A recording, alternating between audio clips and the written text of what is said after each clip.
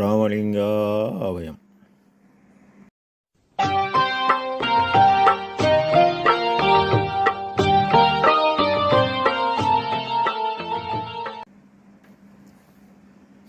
அருட்பெரும் ஜோதி அருட்பெரும் ஜோதி தனி பெரும் கருணை அருட்பெரும் ஜோதி எல்லா உயிர்களும் இன்புற்று வாழ்க, வள்ளல் மலரடி வாழ்க வாழ்க.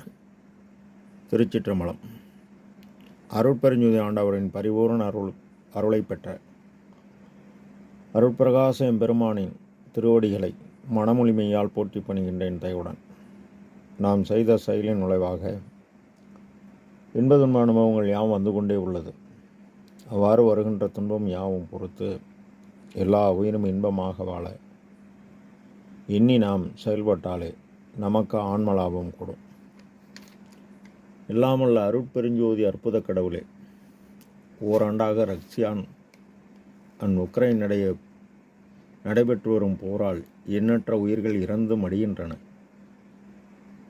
இந்நிலையில் 28/2/2026 அன்று தொடங்கி அமெரிக்காவுக்கும் இஸ்ரேலுக்கும் இவர்கள் இருவரும் சேர்ந்து ஈரான் தாக்கி 3 வாரமாக எண்ணற்ற உயிர்கள் இறந்து மடிகின்றன.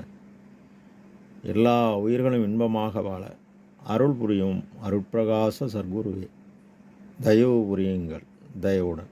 திருச்சிற்றம்பலம். நம் பெருமான் ஞான சிதம்பர வெண்பா என்ற தலைப்பிலே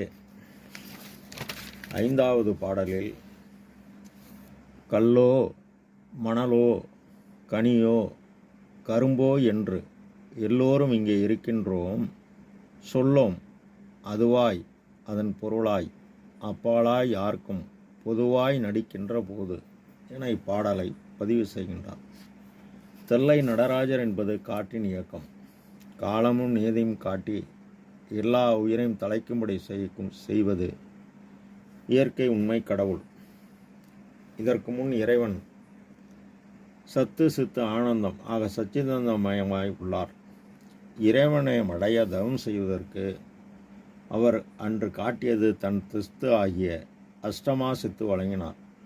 அதில் அவர் கண்ட யோக ஞான காட்சி ஆகாயஸ்தலம் தில்லை எனும் சிதம்பரத்தில் இறைவன் ஆன்மாக்கள் உரிய பக்குவ நிலைக்கு ஏற்ப உருவநிலை நடராஜ பெருமான் பொன்னார் மேனியன், உரு அருவம் மரகதலிங்கம் சிறியது, அருவம் சிதம்பர ரகசியமாக காட்டி ஆன்மா லயமாக கூடிய இடம் ஆலயம் என்றாலே சிதம்பரம்தான் என்பார்கள். மேலும் ஆருத்ரா தரிசனம் மிக விமர்சையாக நடைபெறும். இறைவனை கண்ட யோக ஞான காட்சி அடிப்படையில் அவரவர் மாணிக்க மலை என்றும் திருப்பார்கடலில் வெண்மலை போன்றவர் என்றும் முற்றிய கனியா என்றும் கணுமுற்றிய கரும்பின் இனிப்பானவன் எனும் கூறி அவரை காண காத்திருக்கின்றனர். மேலும் இவ்வுலகத்தில் உருவத்தில் கண்டு சொல்லி கொண்டு உள்ளனர். எல்லாமுள்ள இயற்கை உண்மை கடவுள் அதுவின் அழுவாய் பொதுவினில் பொதுவாய் அப்பாலாய் யாவர்க்கும் பொதுவாய் நடிக்கின்ற தில்லையில் இறைவனை தன்னை காட்டாது ஒழித்த கல்வன் என்கின்றார். பார்வதி ஆகிய மனம் பாராகிய இந்த உலகத்தில் பார்வதிபுரம் எனும் வடலூரில் உறைந்து கொண்டு உள்ளார். பார்வதி ஆகிய மனம் வடலூர் எவ்வாறு சென்று அடைந்தது என ஐயா உரைநடை பகுதியில் தலை வடக்கு கால் தெற்கு என குறிப்பிட்டுள்ளார்கள். மனம் இறைவனை போய் அடைய உதவணும். ஆக பெண்ணிடை மனமும் ஆணிடை அறிவும் என அகவலில் கூறுவார் ஐயா. இயற்கை உண்மை கடவுள் அண்டத்தில் அனாதி பேரொளி பேரறிவு. அவரே எல்லா உயிரிலும் நீக்கமர நிறைந்துள்ளார். சிறிய ஒளி சிறிய அறிவு அதுபோல பிண்டத்தில், அதுபோல அனாதியான வெளியில் காற்று மனாதி. இது பேராற்றல் பெரும் சக்தி. பிண்டத்தில் ஆன்ம அணு ஒளி ஒளிக்குள் ஒளியாக இயக்க தடையற்ற இயக்கமாகிய காற்றத்தை ஜீவித்து வாழ்கிறது ஜீவன். உலகியலில் மஞ்சளும் சுண்ணாம்பும் கூடினால் பொன்னிறமாகும்.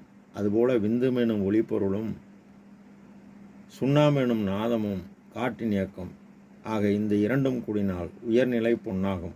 பொன்னால் திருமேனியன் இறைவன். அது வண்ணம் பெற்றால் அந்த வண்ணம் பெற்றால் அவன் அருளை அடையலாம். பொதுவாய் நடிக்கின்ற போது அவர் பொற்போது நம்முள் சிற்பொதுவில் நடிக்கின்றார். அவரே எல்லா உயிருக்கும் வழங்கிய உபகார கருவி பசி. அப்போ ஒரு உயிரின் பசியை நீ நீக்கினால் கடவுள் அருள் உனக்கு கிடைக்கிறது. எறும்பு சர்க்கரை உள்ள இடம் தேடி வரும். இயற்கை அதுபோல தயவுள்ளவரை நோக்கி கடவுள் தயவு வரும். இயற்கை இப்போ பெருமான் 23/5/867 வைகாசி 11ஆம் தேதி சத்திய தர்மசாலை நிறுவி கோடான கோடி ஏழைகளுக்கு அன்னை விரயம் செய்தார். அதனால் அவருக்கு ஆற்றல் கூடியது. இந்த ஆற்றலை உபகார சக்தி ஆண்மொழியுடன் கூட்ட உலகறிவு கடந்த அருளறிவு பெற்று துன்பம் மறுத்து ஒரு சிவதுரியமாகிய அருட்சக்தி கூடியது. இப்போது இறைவர் யார் என தன்னுள் கண்டுகொண்டார். இதனை திருத்தகு முனிவர்களும் தேவர்களும் அழியா சித்தர்களும் சிருஷ்டி செய்யும் தரத்தவர்களும் காக்கும் அருந்தகுமிகு தலைவர்களும் அடைக்கிடல் வல்லவரும் அலை புரிகின்றவர்களும் உள் அணுக்கரகுப்பவரும் பொருந்தும் மற்றை சத்திகளெல்லாம் பொருள் எதுவோ என தேடி போக போக அவர்தம் கருத்தில் ஒளிந்திருக்கின்ற கல்வனை என் கண்ணால் கண்டு கொண்டேன், கனிந்து கொண்டேன், கலந்து கொண்டேன், கழித்தேன் என்றார்.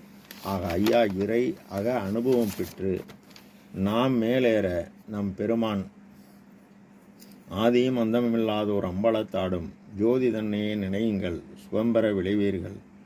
நீதி கொண்டு உரைத்தேன், இது மேலேறும் வீதி, மற்ற வீதிகளெல்லாம் கீழ் செல்லும் வீதி என்கின்றார்.